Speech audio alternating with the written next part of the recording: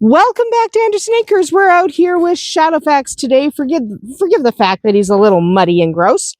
It doesn't matter. It's spring. He's disgusting.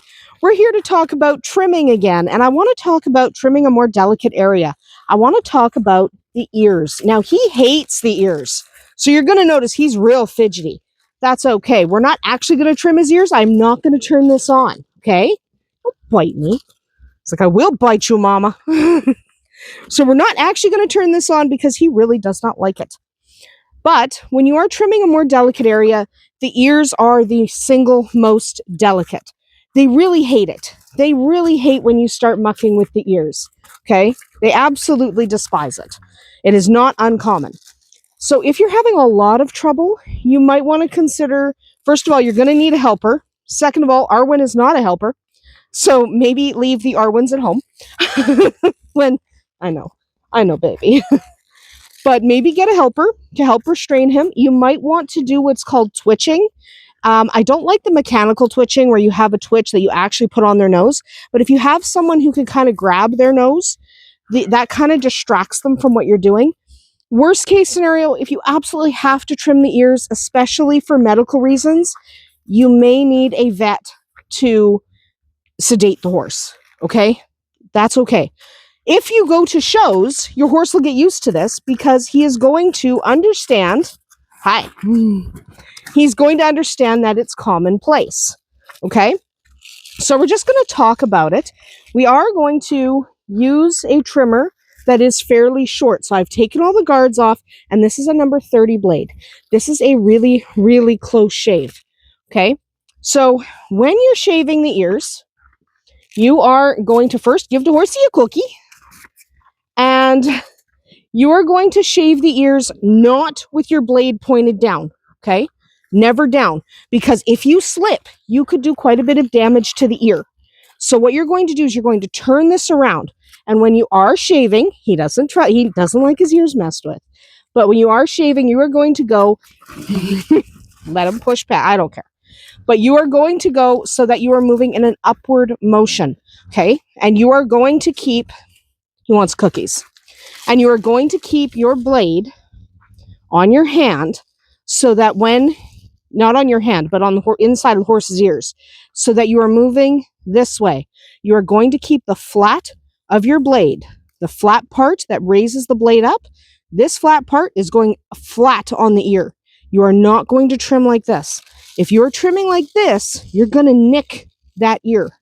You don't want to do that. So when you're trimming, you need to make sure that one, you're holding it so that you're facing upward, okay? 2, that you have pretty good control of your pony, which we don't over Shadowfax right now. That's okay, this isn't on. And you're going to run it up inside the ear and get a fairly close shave. If you're going to a show, the shave has to be pretty close. If you're not going to a show, you can do something. He's not going to want me to do this, but that's okay. You can do something like just change. I won't do it. Okay. But you can just trim the hair on the ears just on the outside. So the hairs that stick out, you can just trim those if you're not going to a show. He's like, just give me another cookie. You're out of cookies. But okay, we're out of cookies. But I don't have any. So what you're going to do is you're going to always move upward, and you're going to use a close blade for shows. If you're not in a show, then what you're going to want to do is just stay further away, right? Just trim the hair that sticks out right here on the ears. See this hair that sticks out on his ears? You can just trim that off. You don't have to trim more than that if you are doing a clip. I mean, they've got woolly ears. It's the end of winter. Of course they got woolly ears. But you want to make sure that you're not going crazy with it.